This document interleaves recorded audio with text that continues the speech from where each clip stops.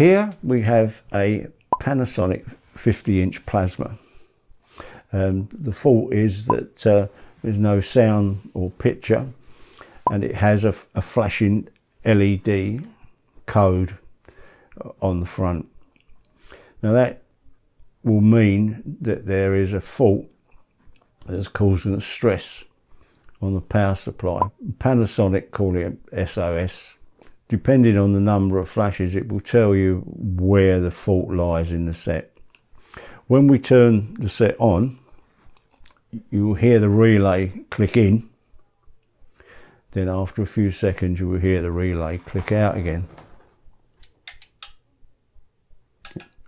Click, click, click, and off she's gone.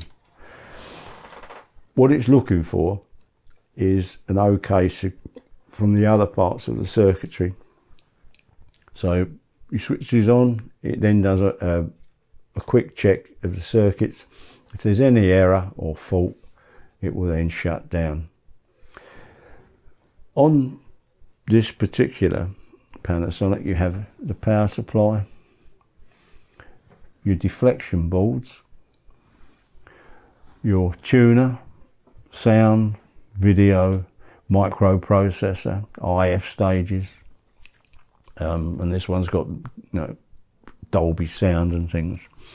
And the display, this one has a fluorescent display, and this is the power supply for the backlight or fluorescent backlight that they use on the quality sort of plasma TVs. Now with the 4 flashing LED lights, it's telling us that we have a display problem. We can disconnect the 12 volt supply, and the 12 volts then comes up, but as soon as it's connected, the 12 volt dies. So it's obviously got a load on the 12 volt supply. Disconnect the main supply to the display circuit. Now the volts will come up.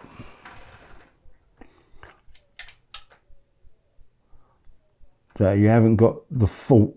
It relay clicks the switch on, and then it doesn't click straight away. That's where it's not being loaded. So when you connect it back in, there'll be a flash where it's being discharged, but your 12 volts are now on that point, whereas before you had no voltage there at all. It would just be drained down because you got a fault on the deflection circuit, which is actually the screen itself.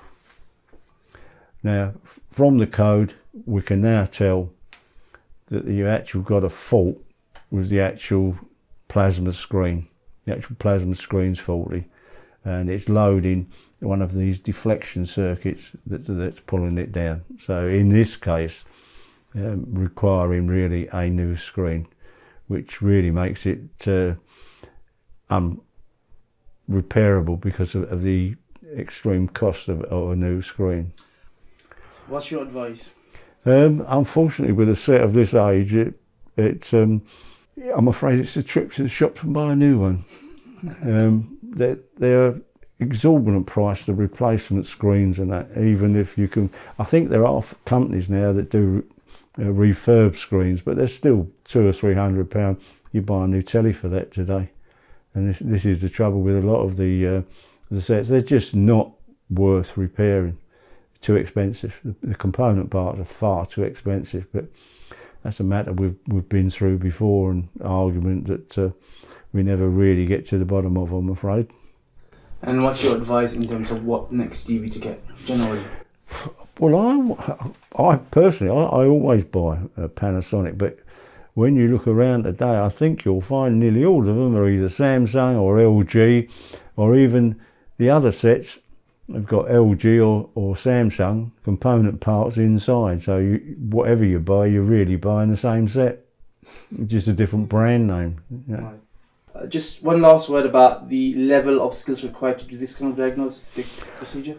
It's not the amateur repairer. This kind of repair, to tackle this, you need intimate knowledge of how Panasonic work, the fault codes and all that, you really need to be a technician of some sort to tackle these kind. This is not a layman's job. This is a job of a professional engineer. What about if someone was mad enough or skillful enough to follow some YouTube tutorials? Would you advise them to do that or not? There's a lot of stripping down to do, and a lot of these fine cabling systems on here, if they're not treated properly, break very easily. So it could be very, very expensive. It's really for the job for a man who knows what he's doing. Okay. All right, Alvin, thank you very much once again for your expertise, and hope to see you soon again. There you go.